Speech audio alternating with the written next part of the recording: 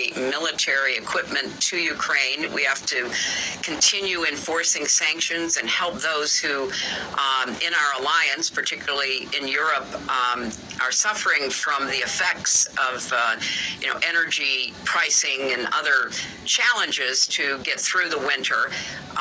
And we have to make it very clear to Putin that we stand with the Ukrainian people. Their fight for freedom and democracy is our fight. And we're going to, I hope, wear down Putin and make sure that he has internal dissension to deal with and keep him, constantly trying to undermine. We have to undermine his hold on power insofar as that's possible. Well, Secretary Clinton, you know Putin very well. I mean, back from when you were Secretary of State, the reset of relations with Russia, and then, I think a lot of people don't realize that you wrote this confidential memo at the end of your time as Secretary of State, telling the White House, don't flatter him with high-level attention, decline his invitation for a presidential summit, don't appear too eager to work together. You seem to have a really good sense of his mindset. Do you have a concern that officials seem more concerned about now than they were months ago that he would use nuclear weapons? I don't believe that at this point. I think you always have to be assessing the risks and trying to determine what messages should be sent to Putin. He understands, force. He understands pushback. He will go as far as he is permitted to go. I think frankly, I believe if Trump had been reelected, he expected Trump to pull us out of NATO so that his invasion of Ukraine would have proceeded much more smoothly. So you have to stand up to him. He's a classic bully. Clearly, you have to continue to be assessing what he might do. But at this point, I am, not yet convinced that he will do that. And you talked about making sure that the United States is continuing to supply Ukraine with what it needs to wage this battle, this invasion.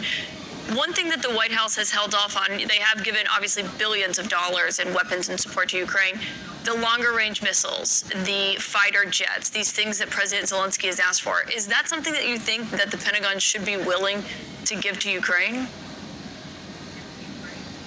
Well, at this point, the Ukrainians are really doing well with what we have given them. They are on the offense and are regaining territory that had been seized by Russian troops. There seems to be quite a high casualty rate among the poor Russians that Putin has literally forced onto the battlefield without equipment or training. So I think right now the Ukrainians are more than holding their own.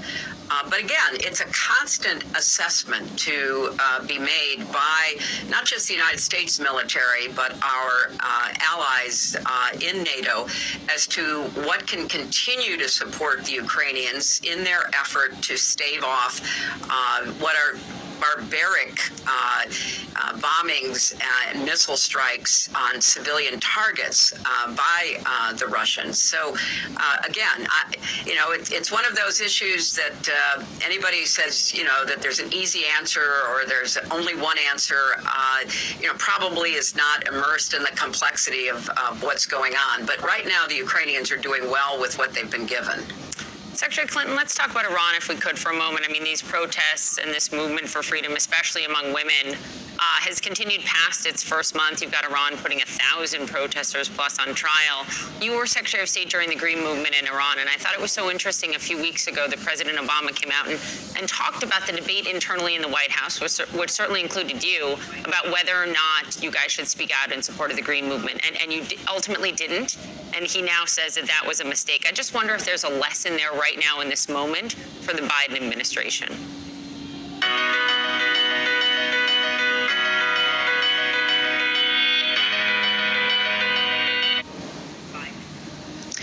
I think there is. During the so-called Green Revolution, we did provide support, but we didn't have a full-throated public endorsement of the protest because we didn't want the Iranian government to claim that what was happening inside of Iran was somehow instigated by the United States, by the West. We wanted it to be what it legitimately was, a homegrown uprising against the oppression of the Iranian regime. And so we did things like make sure that social media stayed online and other ways of trying to make sure that people in the streets could communicate. Well, fast forward to what we are seeing today, there's no doubt that this is homegrown, that this is an uprising long in the making, led by young women. I was told recently the average age of the protester in the beginning was 15 years old. Girls pulling off their headscarves in a sign of rejection of the oppression that they've been living under. A group of us from around the world had a 2 full-page ad in the New York Times this past Sunday, calling for the world to take more action, starting in the UN, to throw Iran off of the Commission on Women, which is, a bitter irony that they were ever on there in the first place. But I think what we're seeing in Iran has been brewing for many years, and young people who are connected to the rest of the world, who get to travel to some extent, certainly online, if not in reality, are just not willing to live with the loss of freedom that is imposed upon them. So we are speaking out.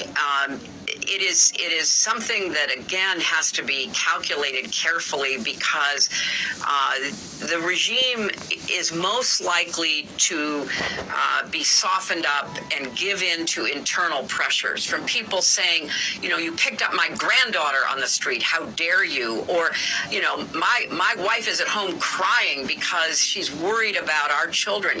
Something that is building up inside Iran. I think it would be a mistake for there to be external signs of pressure